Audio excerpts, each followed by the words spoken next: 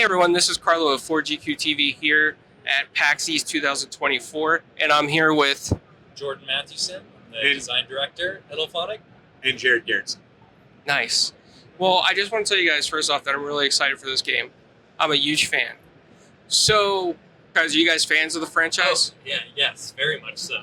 I think Jared has a really good story to go off of first, and then I'll roll into mine. Oh, you have a story though? Is it as good as mine? No. So, as a 9-year-old, my babysitter took me to see the film, and it really messed me up good.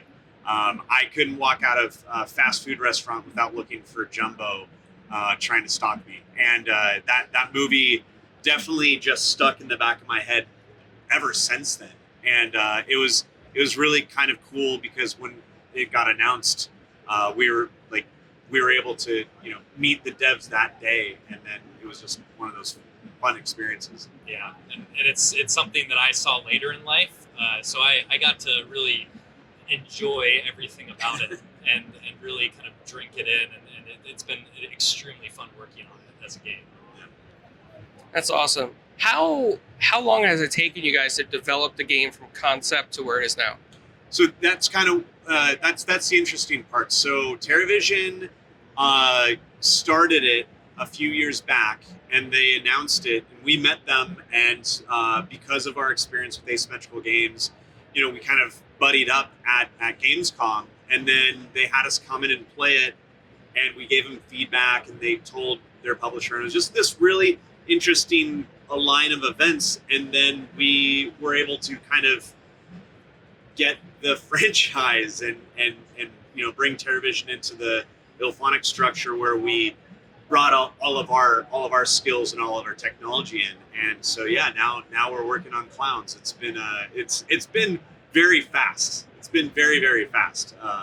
And then the cool part is being a fan of Clowns and also having that childhood trauma. We work directly with the Kyotos, and so getting to be on a ton of phone calls and just a lot of feedback from them, and them kind of give us the things that are very Clown has been amazing too. So I feel like it's not one of those scenarios where we license it, we kind of, hey, we're fans and we're licensing it, we kind of build what we can build. With this, we're working directly with the creators, and it's really, really cool. So in the game, I've noticed some things that make this stand out. And I'm not sure if it's intentional or if it's just part of the character design in general. But when I see players play as the Clowns, I notice that their outfits are kind of shiny and they stick out. Was that like an intentional thing that you guys did? I mean, that's how shiny they were. Like they were very, very, very shiny material in the film. And if you look at the film, like it's not dull, and that is very intentional, because all of the asymmetrical horror games, it's based off of these very serious, very monochromatic, killers. And I think that's why Clowns resonates in a different way. They are absurd, and they are these big, bright things. They aren't stalking you in the shadows. They are, hiding in plain sight. Like in the film, it's like, oh, what is this idiot doing? And then they end up like turning the table, and it's like, oh wow. And so it is definitely on purpose, but there's a reason for it. But also, I think that it makes the game stand out in a completely different way than something that you've seen already, including by the games that we've made already. So when it comes to Killer Klowns from Outer Space, one thing about these games is that, to keep people coming back, do you guys have any plans as far as DLC, skins, different moves? Yeah, so we've definitely planned out and are doing post-launch support in the form of DLC, which is maps and cosmetics and Clowns. So there's a lot of effort that we've put forward, just based on what we've previously learned about the current games that we worked on in the past, as well as just understanding the environment that does require us to make sure that it's kept up with, and that it's constantly getting enough of our support into it. So yes. Do you guys have a favorite when you play? A favorite what? Do you guys have a favorite character or side? It's one of those things where this game has two different, it's two different games, it's two different styles, and even within those two styles, there's many more different ways of playing. So my mood dictates that. I enjoy both sides. I like if I'm feeling sneaky and wanting to just kind of, enjoy the map in a more slow way, I'll play human and sneak around and find ways to try and attack the clowns or escape without them touching me. Or I just want to be a clown and charge forward and smack them with my mallet. Like it really allows you to kind of dive into each of those. And a lot of the time it does depend on what Jared's doing too, because it is a very important thing to have us on opposite teams to really get that competitive playtesting in. Yeah. I mean, we've worked together for a very long time and known each other for a very long time. So we have a good rivalry in video games. And it is definitely one of those. When we're on the same team, it's like two sharks in the same pool. But when we're on opposite sides, it's definitely one of those things. But for me, I mean, I love Shorty. I feel like everyone loves Shorty because he is fast. But it's just like he's so absurd. He's just like it is really fun because we were able to come in and really kind of foster a lot of the things that TerraVision was doing, and they did a lot of things that. Honestly, it was one of those scenarios like, oh, wow, they did all these different animation sets per clown. We would have been like, oh, man, that's scary to us because we want to make sure that everything gets out on time. But it really helped because it pushed us into okay, we need to do all this other stuff. We need to align these other big pieces. But like Jumbo's super fun. All of the tall clowns are super fun. But like it is one of those things, exactly what Jordan said. It's dependent on your mood. Which is fun because we made it fun for both sides. So if somebody gets captured, I noticed like cotton candy as the cocoons. Yep. So when they get picked up in cotton candy, how can they escape? So if they can find, it's part of the pre-planning as well as some of the cooperative elements we have. If you are able to find a sharp item to have on your person when you are cocooned, that gives you a way out.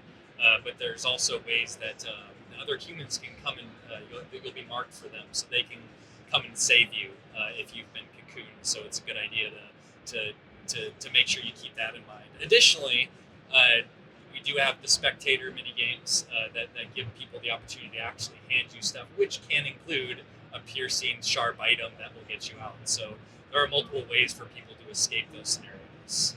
And it does come down to planning because you're going to want to stay sneaky until you feel like you've gotten to the point where you can either defend yourself or free yourself if you ever get in that kind of scenario. In the game, in the backgrounds of the levels, did you guys intentionally include any specific things from the movie? Like anything that might stick out to fans of the movie? Oh, it's all over the map. It's not even just in the backgrounds. It's all over the place. You'll always see the tent. The tent is the important one that you'll always see in the skybox.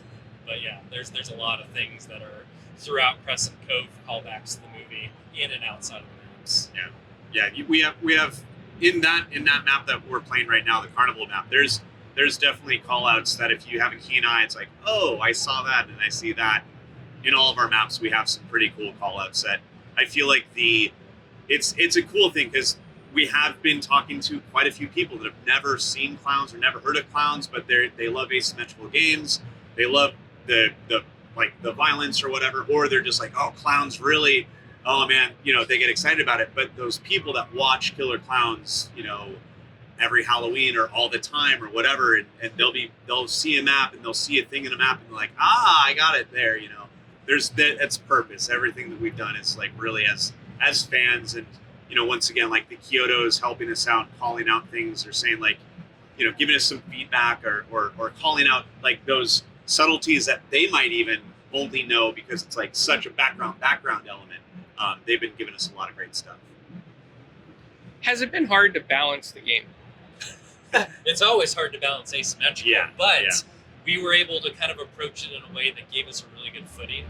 We have a lot of good things in place already to make sure that the experience is as good as possible on either side, because we knew early on as we were approaching this from a design perspective, like it's always the hardest part of any of the asymmetrical games we've done, and we wanted to make sure we did everything we could to build systems in place that not only work to make gameplay more fun and enjoyable, but also to keep that constantly shifting balance. Because honestly, in asymmetrical games, it's tough to look at balance from an overarching perspective.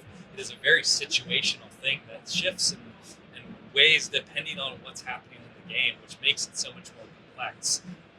But I feel that we've gotten a really good handle on it, and we have all the things necessary and in place to kind of combat anything that would be problematic or frustrating, so that we can create that experience that everyone can enjoy, regardless of which side or skill level we're on. Yeah, we playtest a lot. We playtest the game a lot, and then in that we're constantly like keeping an eye on something. And it's like, hey, I think that this might be an issue. We continue to play with those issues in mind. It's like, yeah, we need to do something with that, and then some things or some play style happens, and then we have to do X, Y, and Z. But I mean, video games are hard to make, period.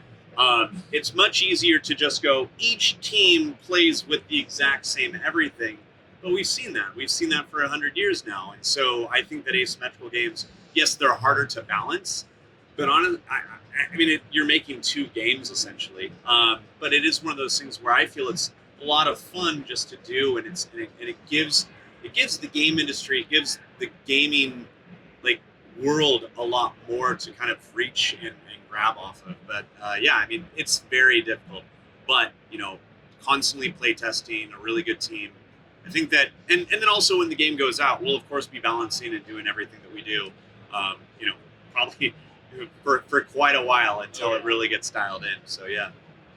Now, do each of the clowns have different abilities, and do each of the humans have different abilities? So we haven't talked about a lot of that stuff. You'll have to wait for a little bit more information down the line. That'll go a little bit more in depth, Yeah. but I think people are going to be really excited. Yes, the answer is yes, but it is still to be talked about. Is there anything else you'd like to tell the fans or gamers about Killer Klowns from Outer Space? This is the amalgamation of all of our asymmetrical experience into something that we are having more fun than we've ever had. It's coming from a group of people that have played a lot of these games together and have worked on these games together, and to be able to come together on something where we've been able to account for and use all of our learnings in one place, not only on the gameplay side, but on a technological side too. When it comes to matchmaking and back end and everything that goes into that play experience has come together here. And I'm really excited for people, not only that are fans of the franchise, but that are fans of just the genre, to see what the evolution is. And I feel like we've got something really fun and nuanced and enjoyable and wacky that's gonna be really good for the people that are into this kind of thing. Yeah, that's exactly how I feel. It sounds awesome. I'm really excited for the game. As you guys know, I'm a huge fan of Killer Klowns. So whoever gets to keep the sign outside is really lucky in the studio. It's We're hoping to send it to one of the offices. Yeah. Yeah. It's very exciting. Luckiest person in the world. And then, at the end of all our interviews, we ask an icebreaker question just to make it fun, because you guys get lots of developer questions, I'm sure. Sure. So this is different. Pineapple on pizza, yes or no? Yeah. It's got to be done right, but yeah, I'll go for it. Okay. I've had it with jalapenos and pineapple that kind of create this really nice That's interesting. combination of the spicy and sweet with the savory. I think it's probably the best version. I'm definitely a pepperoni guy, but if I'm hungry, I'll eat it. If it's there, you'll eat it. Yeah, if it's there. It's a hot topic. Yeah. It's very I'm highly sure rated. I'm getting completely Oh, we destroyed both now. are, Yeah, yeah, we're in it's trouble now. apparently But yeah, unacceptable. the dress is also blue. Let's see the. No. I was like, oh man, I'm gonna get in trouble for the rest of those. Well, the pineapple on pizza is not the worst topping you can have. No. I interviewed somebody once and they said sauerkraut on pizza. Interesting. That's very interesting, yeah. Interesting. Everyone's entitled to their opinion and their taste, so I'm not gonna knock it. That's I want to great. thank you guys so much for your time. Of course, Absolutely, thank thank you. you. Yeah, thank And you all the very hard much. work you guys are doing. Thank you.